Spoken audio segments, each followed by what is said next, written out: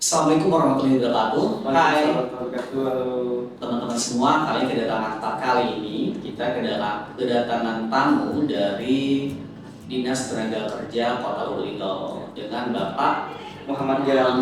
Geraldi. Panggilin siapa Pak? Iya, Pak Geraldi. Pak Geraldi ya.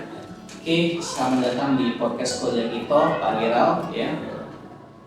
Kali ini kita akan membahas tentang ketenagakerjaan. Mungkin kita akan membahas tentang bagaimana sih peluang kerja di Kota Lubulingga, baik di dalam negeri, di kota kita maupun di luar negeri.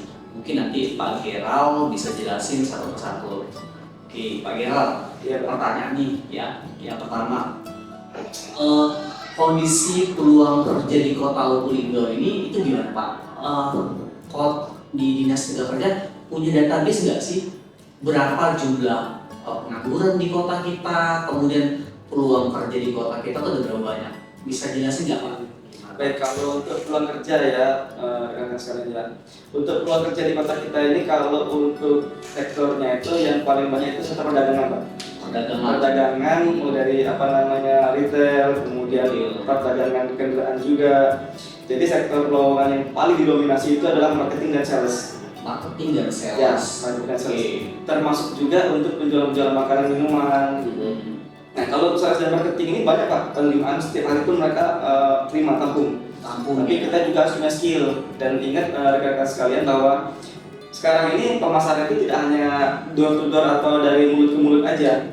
Artinya kita juga harus punya kemampuan digital marketing gitu kan. Digital marketing penting juga. Ya, sangat penting sekali Pak, karena itulah kunci tentang zaman sekarang kan. Semua orang itu lebih banyak berkeliaran di medsos, jadi kita kuasai medsos, kemudian kita upload apa yang kita jual kalau kita ya.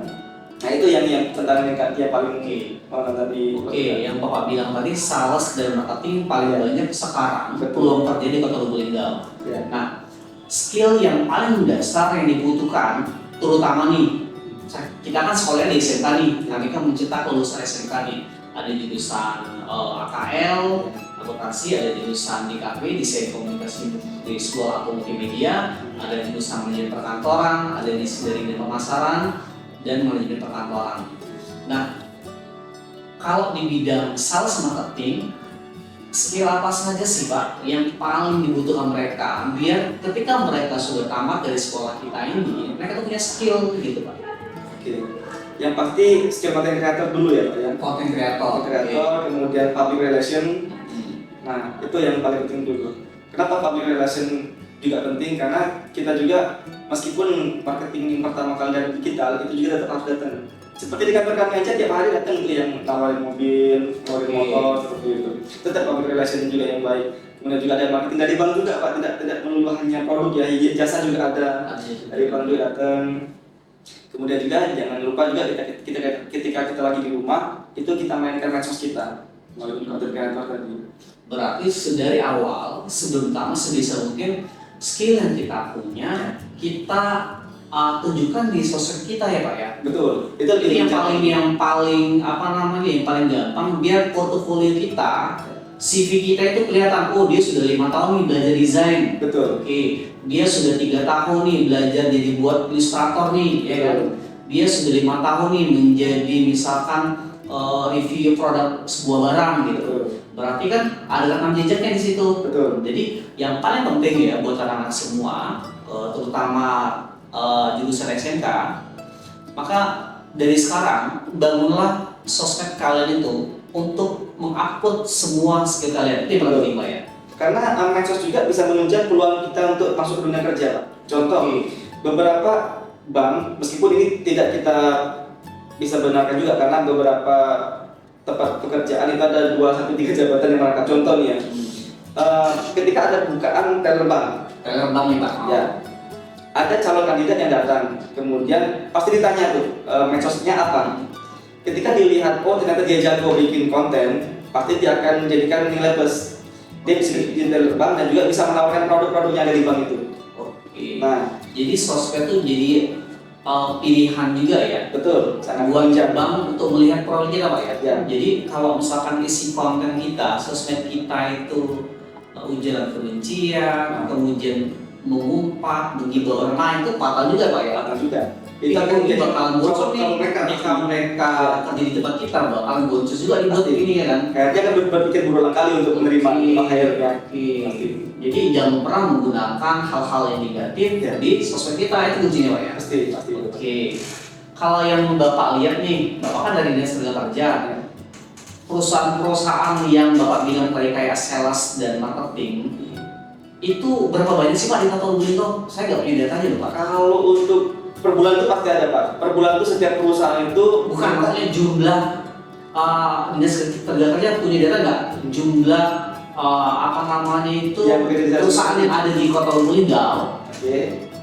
Kemudian dalam misalkan ada 20 perusahaan nih. Ya. Oh, dalam 20 perusahaan tadi mungkin lebih kurang 5 perusahaan hampir setiap bulan itu membuka lowongan gitu. Oh pasti ada. Database lowongan kerja kita ada, database pencari kerja yang sedang membutuhkan pekerjaan juga ada. Oh ada. Jadi Ada. kalau misalkan teman-teman yang nonton di podcast ini, di mana mereka bisa lihat? Oh ini loh lokor yang ada di Kota Lubulingga. Ada nggak Pak? Iya. Sosmednya atau Ada. TV di mana Pak? Ada.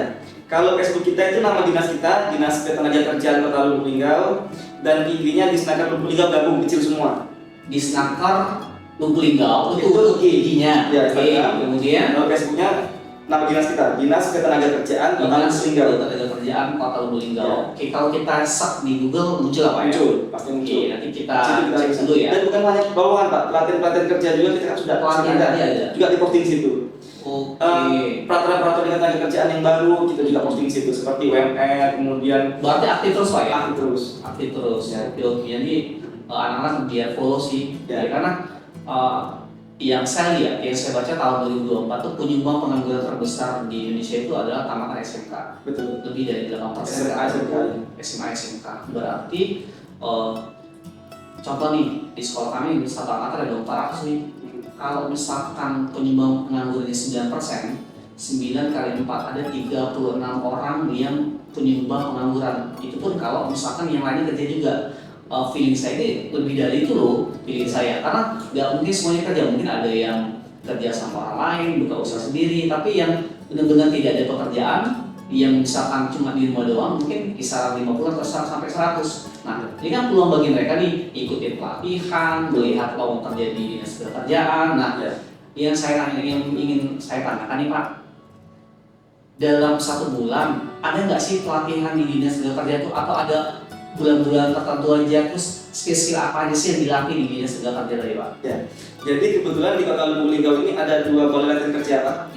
Yang pertama balai latihan kerja Kota Lubulingga di UPT kami sendiri. Kemudian kebetulan Sumatera Selatan mempunyai 2 BLK Kemenaker di Kota Lubulingga dan Prabu Muli. Jadi kita juga punya BLK Kemenaker Pak.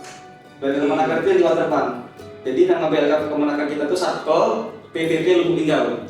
Satuan Pelaksana Pelatihan Vokasi dan Produktivitas Kota Lubulingga yang ada di Waterpan. Nah, kalau untuk yang PPP itu dia diselenggarakan langsung oleh Kemenaker Pak. Oke. Nah, kalau yang di kami bisa kita jelaskan ya bahwasanya kalau untuk pelatihan di kami itu dia per gelombang Pak. Per gelombang. Kebetulan Dalam 1 tahun ada berapa gelombang nih Pak? sekitar 2 sampai 3 normalnya Pak ya. Normalnya 2 sampai 3 gelombang. Oke. Pernah kita per gelombang. Cuman begitu tahun 2025 kemarin itu dikurangin. Dikurangin jadi 1 gelombang. 1 gelombang itu bisa menampung pelatihan berapa orang nih Pak? 1 gelombang itu sekitar 3 sampai 4 kelas. Jadi 16 kali 4. 16 kali 4 Ya, 60 ya. 64 ya. 64. Ya, sekitar itu. 64 orang. Ya. Oke, itu ada kelas apa aja Pak di situ Pak? Nah, kalau kelasnya di kami itu yang pertama ada content creator, ya, kemudian ada instalasi listrik sederhana, pelatihan refrigerasi. Apa tuh Pak? Refrigerasi itu pendingin AC dan AC. kipas. Oke, AC dibongkar. Sudah itu boga Masak. kita punya. Pernah juga kita bakery, Oke. kue ya. Kemudian kita juga kemarin ada menjahit dan ada terakhir itu kemarin ada kelas. Ya. Oke, itu berarti kemampuan teknis semua ya? Teknis semua betul. Berarti kalau misalnya diterapkan benar-benar skill kita dapat di sana, Ya. kayaknya bisa dipakai jadi sih Pak ya? Sangat bisa. Itu berapa lama Pak pelatihan biasanya Pak? Kalau di dinas kami itu pelatihan itu sekitar 1 bulan. 1 bulan full. Ya. dari pagi sampai ke sore. Betul, karena hanya untuk pengangguran. Hanya untuk pengangguran dari pagi jam berapa nih Pak? Pagi jam 8 sampai dulu sampai jam 4 sore. Oh bener-bener full. Ada nggak Pak yang sudah berkeluarga pengen nambah ilmu kemudian bener-bener full di situ Pak? Banyak juga. Oke, sangat membantu ya Pak ya. Ya. Jadi rata-rata memang alumni kita itu dia berusaha Pak. Setelah mendapatkan skill mereka mandiri. Mereka mandiri. Ya. Oke. Ada juga memang yang masuk ke dunia kerja tapi nggak terlalu banyak mandiri. Mandiri ya. Keren ada Pak ya. Ya.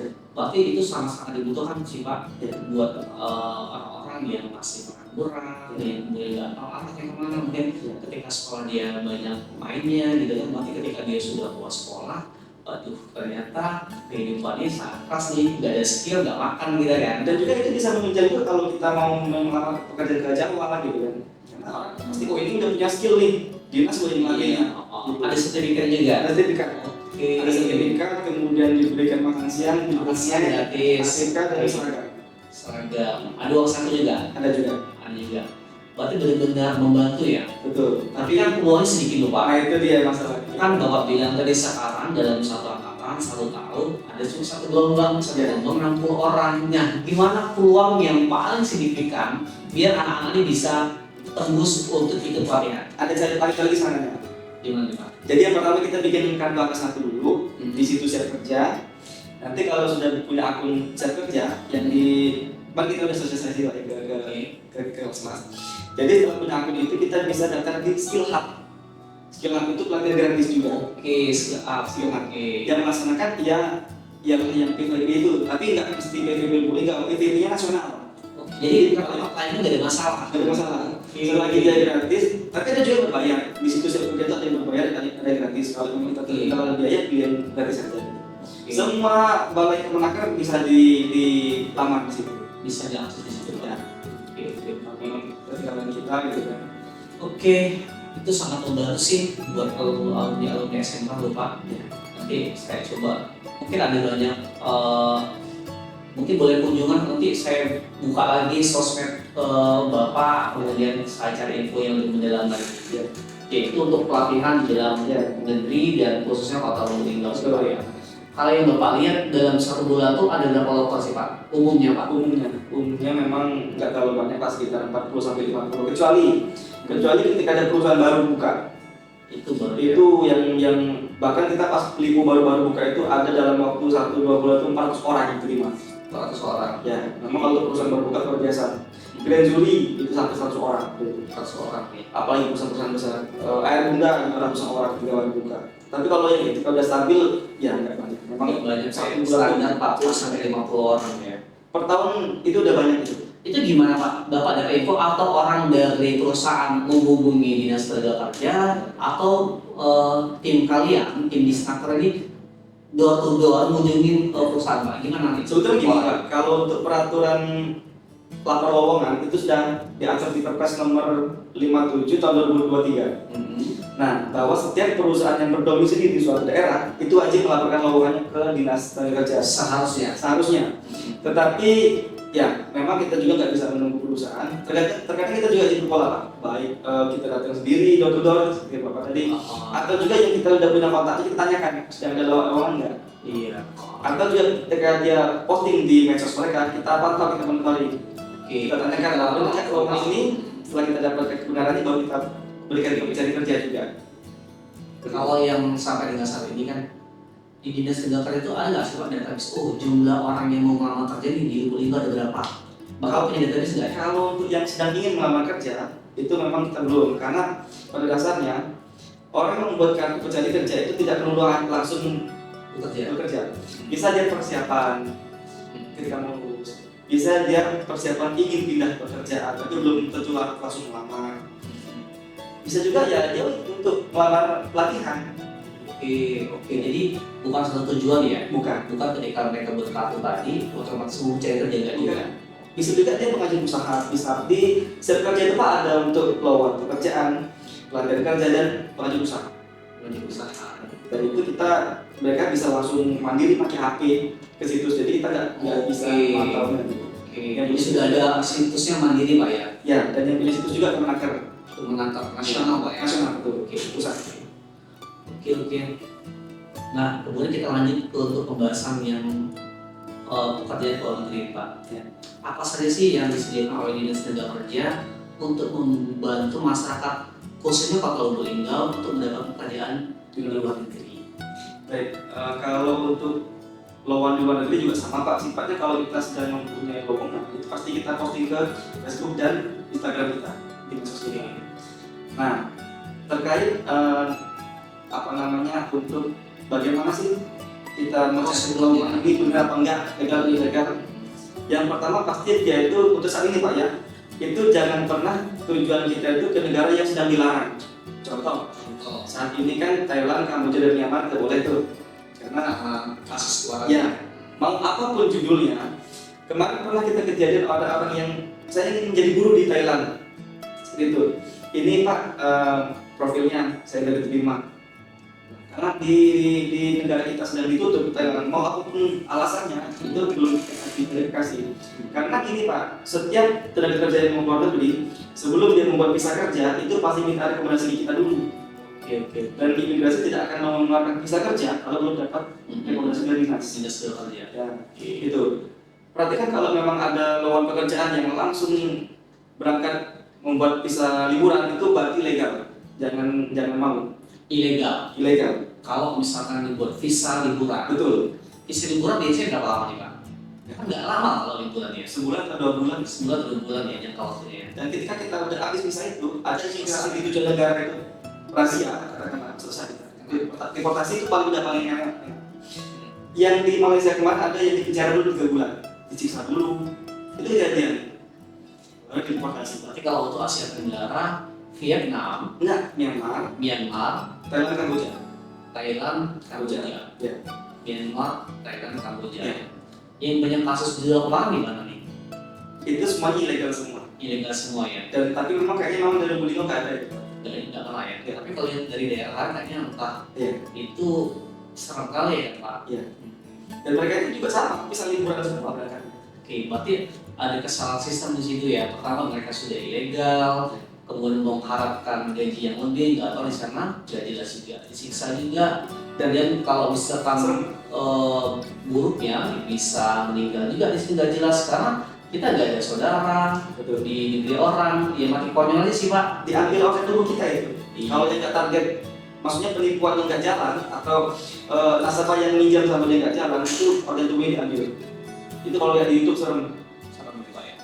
Jadi jangan pernah, ya, buat anak-anak khususnya anak-anak SMK 1 jangan pernah membuat visa liburan untuk mencari kerja, khususnya di negara-negara yang dilarang. Yang disebutkan Bapak Darel tadi, pertama Thailand, kemudian Kamboja, kemudian Myanmar, ya itu khusus Asia Tenggara. Ya. Nah, kalau negara-negara yang direkomendasikan, negara apa ini Pak? Kalau Asia Tenggara itu yang aman, Malaysia, Singapura, kemudian Taiwan, ya, kemudian kalau untuk yang Timur Tengah Turki. Nah, di Turki ini kebanyakan formal ya. Formal itu di restoran gitu Pak. Pariwisata bukan. Kemudian kalau untuk yang lebih lumayan gajinya Jepang, Korea Selatan. Kalau yang Bapak tahu, yang kalau dari kakak itu banyak nggak sih Pak yang melamar kerja untuk keluar dari sana? Nah, itu kalau luar negeri memang kita terpantau ya Pak ya. Karena kan dia sebelum buat visa itu rekomendasi Yang legal ya? legal. Sekitar kalau tahun kemarin itu 44 orang. 40 orang. Dari 44 orang lain yang negara tujuh terbanyak negara mana Pak? Sebenarnya Asia Tenggara semua. Rata-rata itu pekerjaan apa ya Pak? informal mereka. Informal. Karena informal ini dia tidak ada biaya awal dan juga sistemnya potong gaji di awal aja sampai 6 bulan. Setelah itu free. Free. Kalau yang untuk formal itu ada biaya awal Pak. Oke, contohnya apa sih kerjaan? Nah, yang formal. Contoh nih, misalkan ke Taiwan itu ada pabrik. Dia kalau untuk yang pabrik ini bayar 60 sampai 70 juta biaya awalnya. Itu digunakan untuk membeli job, membeli perusahaan, membeli lowongan, kemudian ada lagi potong gaji di awal. Potong gaji itu gunanya untuk membayar biaya penempatan namanya. Biaya dari agennya yang telah memberikan penempatan kerja. Oke. Nah, kalau untuk yang informal tadi itu tidak ada biaya awal, dia cuma hanya dipotong bulan pertama. Oke. Dari semua 40-an orang tadi itu yang banyak pekerjaan formal atau informal? Informal. Informal. Kerjanya apa aja sih Pak? Kalau informal itu seperti ART,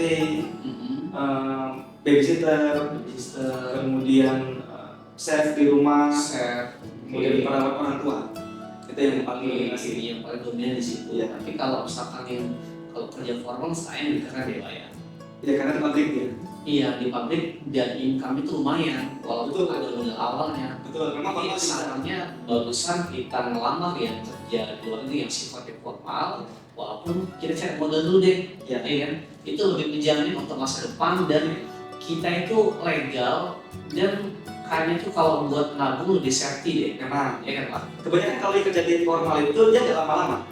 Paling 2 tahun 3 tahun pulang buka usaha sendiri. Iya. Kalau yang informal tadi agak lama di memang. Bener.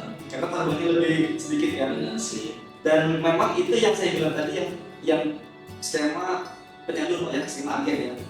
Kalau memang teman-teman nggak ada biaya sampai 60-70 juta itu juga bisa melalui jalur G2G.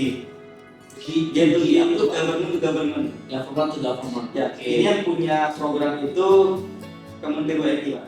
Kementerian WRI itu Kementerian Perlindungan Pekerja Migran Indonesia. Dulu itu dia badan, tapi sekarang Pak Prabowo ini kan badan dari perlindungan dirubah menjadi Kementerian. Nah, G2G itu dia kalau memang ada biaya nggak sampai 10 juta, lebih baik kita bimbel aja Pak. Bimbel bahasa. Contohnya, ya kita tertarik mau kerja ke Jepang sebagai perawat contohnya ya. Kita lagi perawat nih, kita tinggal bimbel aja bahasa Jepang. Oke. Dapat sertifikat N2, kita bisa melamar pekerjaan itu. Kalau kita lulus gratis semua dan gajinya lebih besar dibandingkan apa namanya yang skema perusahaan tadi. Iya, karena perusahaan bawa potong juga. Betul. Kalau di negara, ini negara yang menyalurkan, nggak ada biaya sama sekali. Oke, saya ada tetangga sih. Kalau nggak salah di sini dia perawat, dia Orang ini Sidoarjo. ya. Iya betul. Nah, saya rasa tuh ya lumayan sih dan dia keluar dari lingkungan kami keren bagi saya keren tuh. Dan itu salah satu cara untuk mengubah status sosial keluarga Pak. Ya. Jadi kalau saya sarankan buat teman-teman yang lain juga, anak-anak semua, salah satu skill yang mesti kita pelajari ya bahasa. Betul. Mau bahasa Jepang kayak bahasa Korea, Turki, Arab. Gitu. Kalau kita bahasa ada, kita main di sosmed, kayaknya peluangnya lebih bisa juga. Itu Kalau misalkan mau lebih aman lagi melewat penyalur kerja gak ada masalah juga. nggak ada masalah asal biayanya. Asal ada biayanya. Ya itu lebih baik sih, mendingan kita modal 30, 40, 50 juta, Ya. tapi jelas gajinya tuh. Dan 2-3 tahun kita udah bisa buka usaha di Kota Lubulingga, menambah income buat keluarga kita, kan lebih keren loh Pak. Karena Mendingan kita kerja di sini, gajinya 3 juta, 4 juta, 5 juta.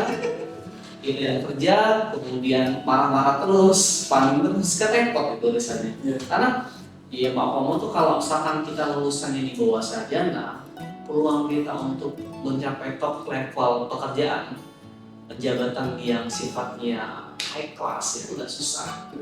Dan income-nya biasanya tuh ya masih di bawah itu, kita udah tahu, udah rahasia umum sih seberapa besar sih gaji di Kota Lubulingga, nggak banyak gitu. Jadi untuk kita merubah status sosial kita, taraf hidup kita lebih baik agak susah gitu. Jadi kalau saran saya sih mendingan kita coba belajar bahasa dulu, baru mencari pekerjaan di luar negeri. Itu sih Pak ya. Sesuai negara kita tuju. Oke. Ada pesan dan pesan nggak sih Pak buat anak-anak SMK, khususnya SMK 1, gimana sih persiapan mereka sebelum mereka tamat di sekolah ini? Apa yang bisa mereka lakukan Pak? Oke, yang pertama tentu harus ditingkatkan ya, harus di-fullkan di knowledge kita. Kita harus tahu bagaimana cara melamar pekerjaan di saat ini. Kemarin sudah jelaskan juga jelas Pak. Karena tantangan kita ke depan bukan hanya tamat sekolah aja selesai, ada urusan seperti ini. Ketika kita tamat, kita harus tahu bagaimana sih tipsnya supaya kita lulus dan kami siap untuk membantu. Kemudian juga skill ini yang utama juga. Jadi kita itu tidak hanya melulu mengandalkan ijazah kita. Oke. Keterampilan kita itu apa?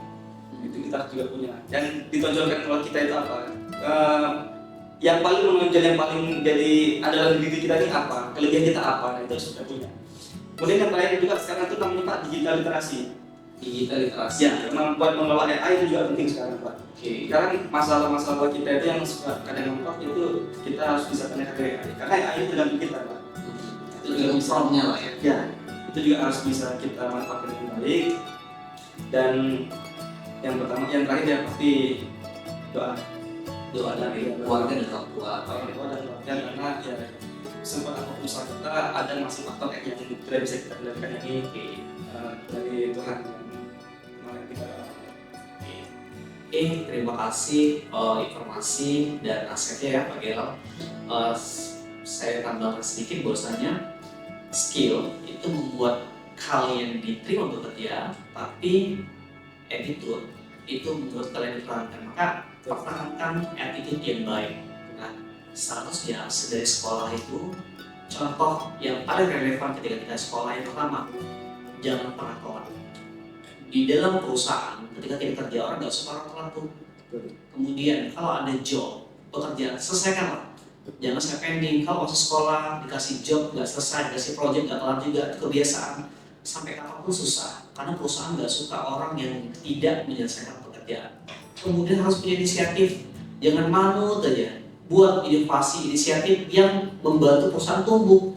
Kalau cuma diem jadi pekerja sampai kapanpun kita masih di level bawah, nggak pernah nyampe ke top level karena butuh inisiatif dan kerja keras biar perusahaan terus maju.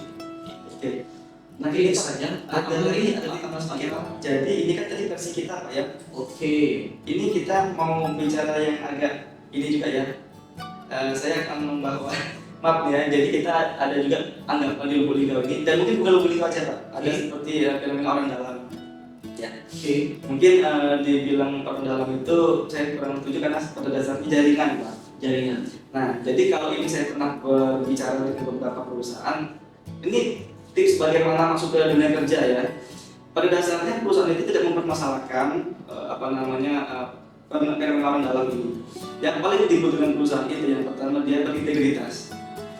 Jadi integritas ini tidak hanya melulu cerdas, tapi dia juga bisa memikirkan orang lain. Contoh, saya pintar misalkan, saya bisa menyelesaikan pekerjaan saya dalam waktu 1 jam.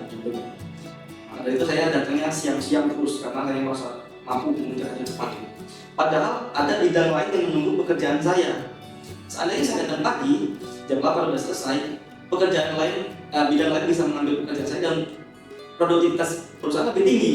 Harapan perusahaan tentu produktivitas meningkat untuk meningkatkan kita. Maka dari itu kita tidak hanya cerdas juga harus berintegritas. Oke. Nah ini versi dari itu ya. Dan juga kita harus bisa menjaga nama baik perusahaan ya. Makanya jangan sampai kita itu benar membuat itu di media sosial yang macam-macam gitu karena bisa memperburuk. Ya itulah kalau udah membawa nama buruk perusahaan biasanya nggak lama dan akan berakhir dengan mengundurkan diri atau pihak kaki. Dan tidak perpanjang kontrak kalau sekarang ya, tidak perpanjang kontrak itu yang karena memang sistem sekarang ada kontrak-kontrak itu. Iya, flexibility ya. Flexibility. Pekerjaan dengan waktu tertentu. Betul. Betul. Oke, terima kasih informasinya Pak Gerald. Yang pasti ya, saya dapat poin dari Pak Gerald bahwasanya skill itu penting, attitude itu penting, yang pasti bisa bekerja sama dengan sebanyak orang itu yang lebih penting. Karena kita nggak hidup sendirian dan butuh empati biar semuanya bisa berjalan secara normal. Ya. Jangan merasa paling hebat, jangan merasa paling jago, karena kita nggak hidup sendirian, karena kita hidup dalam satu rantai yang saling membutuhkan. Oke, terima kasih kedatangannya. Lain waktu mungkin bisa dijalan lagi ya. Ya, Pak. Mungkin saya akhiri. Assalamualaikum warahmatullahi wabarakatuh. Waalaikumsalam. Bye bye. Ya. Udah Pak.